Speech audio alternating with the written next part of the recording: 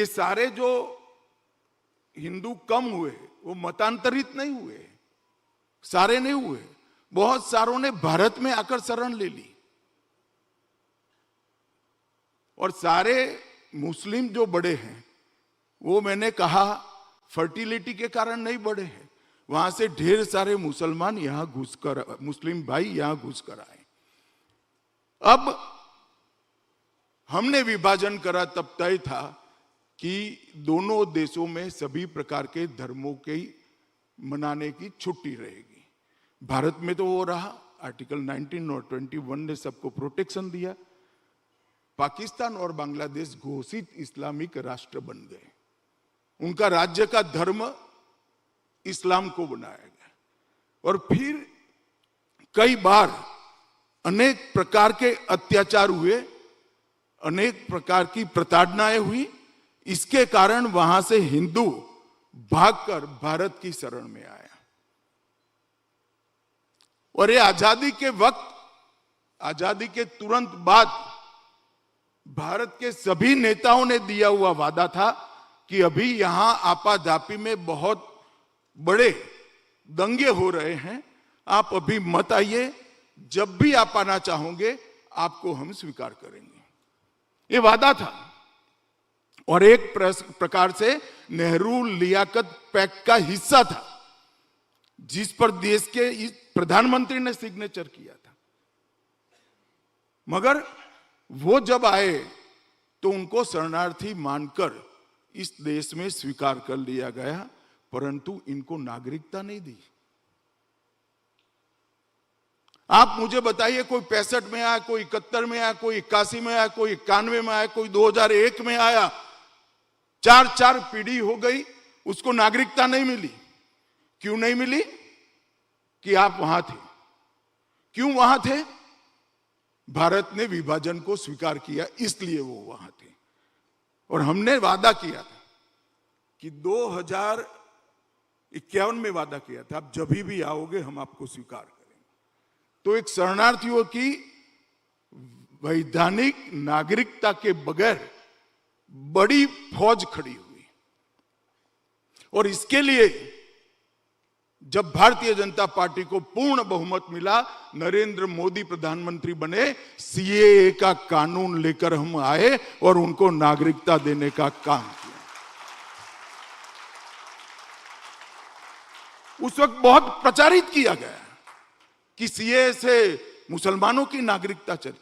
CAA में बोल बोल कर थक गया और मीडिया ने भी मेरे साथ अन्याय किया है। ये बात को कभी प्रमुखता से नहीं दोहराया कि सीएए किसी की नागरिकता ले नहीं सकता, छीन नहीं सकता। सीएए नागरिकता देने का कार्यक्रम है, नागरिकता प्रदान करने का कार्यक्रम। उस एक्ट के किसी भी प्रावधान में हिंदू, मुस्लिम, सिख, ईसाई किसी की नागरिकता छीनने का रास्ता ही नहीं है। जो शरणार्थी है उसको नागरिकता देने का प्रावधान है।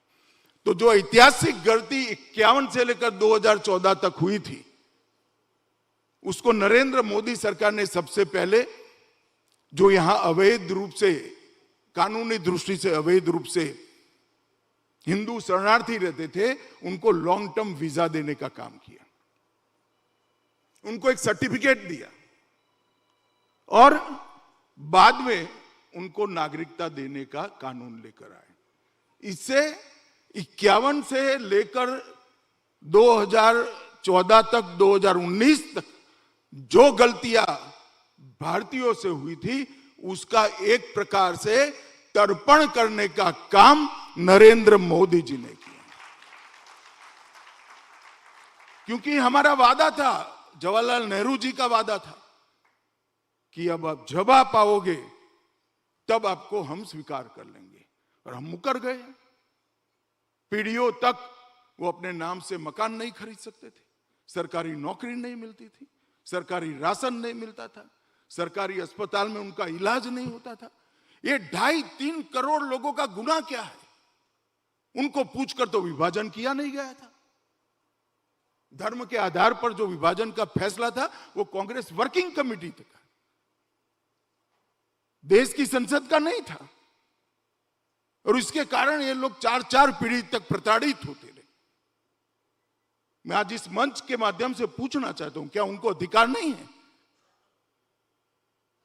गरीबों को मिलने वाले सस्ते राशन पर, 5 लाख तक के इलाज पर, भारत में वोट देने पर, संपत्ति खरीदने पर, और जब ये कानून लेकर आए, इसको बिल्कुल मैं कह सकता हूं कि अन्यायपूर्ण तरीके से इसको बदनाम करने का काम भी हुआ और दंगे भी हुए।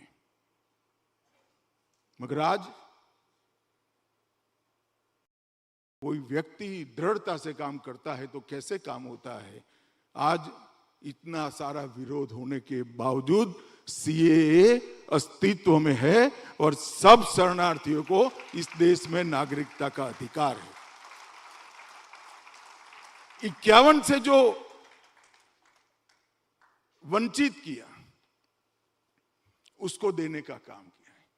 अब वो कहते हैं कि घुसपैठिया और शरणार्थी के बीच में अंतर क्या है, वो भी मैं आज समझाना चाहता हूं। जो अपने धर्म को बचाने के लिए जो उसका अधिकार है, हमारे संविधान के हिसाब से तो उसका अधिकार है, आर्टिकल 19 और 21 में हमने अधिकार दिया है, वो अपने धर्म को बचाने के लिए भारत की शरण में आता है तो हम उसको शरणार्थी कहते हैं। अब धर्म बचाने के लिए सिर्फ हिंदू नहीं आए, हिंदू भी आए, बौद्ध भी आए, सिख भी आए, क्रिश्चियन भी आए, तो हमने सबको नागरिकता देने का सीएए में प्रावधान किया है। अब एक डिमांड आती है तो बाकी घुसपैठिए कौन है? अब जिस पर धार्मिक प्रताड़ना नहीं हुई है और आर्थिक कारणों से या अन्य कारणों से देश में अवैध रूप से आना चाहते हैं, वो घुसपैठिए। और फिर दुनिया में जिसको भी यहां आना है उसको आने दे, तो ये देश एक प्रकार से धर्मशाला बनकर रह जाएगा, हमारा देश चल नहीं पाएगा। हर एक को यहां आने की स्वतंत्रता नहीं है भाई। विभाजन के परिप्रेक्ष्य में जिनके साथ वहां अन्याय हुआ है वो यहां आए, स्वागत है। मैं इस देश के गृह मंत्री नाते कहता हूं, जितना मेरा अधिकार इस देश की मिट्टी पर है, इतना ही पाकिस्तान बांग्लादेश के हिंदुओं का अधिकार इस देश की मिट्टी पर है।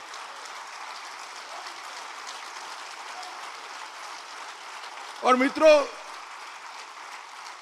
अगर कोई आर्थिक रूप से कमाने के लिए या अन्य कोई कारणों से, मैं बोलना नहीं चाहता, बहुत सारे कारण हैं वरना विवाद बहुत गहरा होगा, अन्य कारण से यहां आते हैं तो उसको भारत कैसे स्वीकार कर ले? तो मैं भी पजल में था, ढंग से प्रेशर में जवाब भी नहीं दे पाया था। तो एक 18 साल का बच्चा हरियाणा का मेरे घर पर आया समय लेकर, और बाहर आकर खड़ा ही रह गया, गेट क्रॉस कर आया। मैंने उसको टाइम दिया, मैंने बोला यार काहे परेशान करते हो कि भाई साहब आप क्यों जवाब नहीं दे पाते हो? मैं कुछ सवाल ठीक नहीं है इसलिए जवाब देना चाहता। तो बच्चे का है, मेरे साथ मत जोड़ना। उसने कहा साहब आप सबको कहो कि हम हिंदू, मुसलमान, सिख, ईसाई सबको देश में प्रवेश कर देंगे। तो उसने, मैंने कहा यार ऐसे कैसे हो सकता है? सबको जो कि नहीं, वो भूमि लेकर आए ना, भूमि जो ले गए वो भूमि के साथ सारे के सारे यहां आ जाए, हमें कोई आपत्ति नहीं। बड़ा सरल रास्ता उसने सूझा है। मैंने बेचारे को चाय नाश्ते कर कर भेजा। मैं कुछ देश ऐसे नहीं चलता है भाई कि नहीं, वो अकेले ना आए, बस जो भूमि हमारी चली गई वो भूमि के साथ सारे आ जाए, हम स्वागत कर देते हैं इनका। बड़ा सरल तरीका बताया, मगर मैं भी जानता हूं ये संभव नहीं है, जब होगा तब होगा। परंतु अभी शरणार्थी और घुसपैठिया, अभी शरणार्थी और घुसपैठिया दोनों को एक पेज पर रखकर नहीं सोचना चाहिए। जो हमारे संविधान को जानते हैं, जो हमारे इतिहास को जानते हैं, हमारे देश की राजनीतिक इतिहास को जानते हैं, उन्होंने कम से कम एक गलती नहीं करनी चाहिए। हमारा संविधान बहुत स्पष्ट है। इस देश में हर एक व्यक्ति को अपने धर्म के अनुसार अपने ईश्वर की उपासना करने का अधिकार है, इसमें किसी ने दखल नहीं देनी चाहिए। इस देश में रहना जिन्होंने पसंद किया वो सभी मुसलमानों को कोई डिस्टर्ब नहीं, इनकी नागरिकता पर कोई सवाल नहीं। मगर आप घुसपैठ कर कर आते हो, अलग अलग उद्देश्यों से आते हो, तो आपको जरूर घुसपैठे का लेबल लगेगा और वो लगाना चाहिए शासन ने। फिर कुछ लोग दलील करते हैं कि अगर वो भारत में ही रहना चाहते हैं तो हम क्यों सीमित करते हैं? कुछ सीमित नहीं करते हैं, इसके लिए भी कानून है। पाकिस्तान से किसी भी धर्म का व्यक्ति एप्लीकेशन करे और एप्लीकेशन करके वैध तरीके से पासपोर्ट लेकर, वीजा लेकर आए, हम उनके क्रेडेंशियल देखकर उनको नागरिकता देंगे। ये रास्ता खुला ही है। मगर आप अवैध तरीके से घुसपैठ करोगे तो सीमाएं पोरस नहीं हो सकती, सीमाओं से घुसपैठ नहीं होनी चाहिए और उनको संभालना भी चाहिए। और मित्रों, कुछ जगह कैसा हुआ, 2011 में आसाम में जनगणना हुई, क्योंकि 2011 की जनगणना एक प्रकार से हमारे शासन में नहीं हुई थी, तो सारे लिबरल्स, जितने भी उदात्त विचार के प्रतिनिधि है वो, और कांग्रेस, हम पर आरोप नहीं कर सकते क्योंकि वो कांग्रेस के टाइम। 2011 की जनगणना में आसाम के अंदर दशकीय वृद्धि दर मुस्लिम भाइयों का 29.6% हुआ, जो संभव ही नहीं है।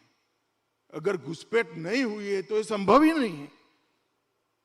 और पश्चिम बंगाल के कई सारे जिलों में ये वृद्धि दर 40% क्रॉस कर गया। तो कह रहे हैं कि घुसपैठ काल्पनिक चीज है, उनको मैं कहना चाहता हूं आप कैसे जस्टिफाई करते हो? और ये वृद्धि दर बॉर्डर के जिलों में 70% मैं तो राज्य की एवरेज बता रहा हूं। यही साबित करती है कि घुसपैठ बनती है, होती है। पार्लियामेंट में विशेषकर तृणमूल कांग्रेस और कांग्रेस की सांसद मुझ पर आरोप करते हैं कि चलो पहले जो हुआ वो हुआ, अभी हो रही है या नहीं हो रही है? मैंने कहा अभी भी हो रही है। तो उन्होंने कहा तो जिम्मेदारी किसकी है? बीएसएफ किसकी है? आपकी जिम्मेदारी है। मैं कहा मेरी जिम्मेदारी है भाई, मगर एक बार देश की सीमा देख कर आओ। सिर्फ बांग्लादेश के सीमा पर कई सारे झरने, महासागर जैसी नदियां, कई सारा जंगल का एरिया, कई सारी पहाड़ी चोटियां है जहां बॉर्डर नहीं बनी है, और वहां से घुसपैठ कोई नहीं रोक सकता है। वहां से घुसपैठ होती है, पकड़ते भी हैं, रोकते भी हैं, गोलियां भी चलती है। परंतु जिस प्रकार की टोपोग्राफी है, जिस प्रकार की भौगोलिक सीमा है, इसमें ये थोड़ा कठिन है। मगर मैंने बोला मैं अब आपको पूछना चाहता हूं, घुसपैठ कर कर वो कहां जाता है? तो स्वाभाविक है पहले जिले में जाता है।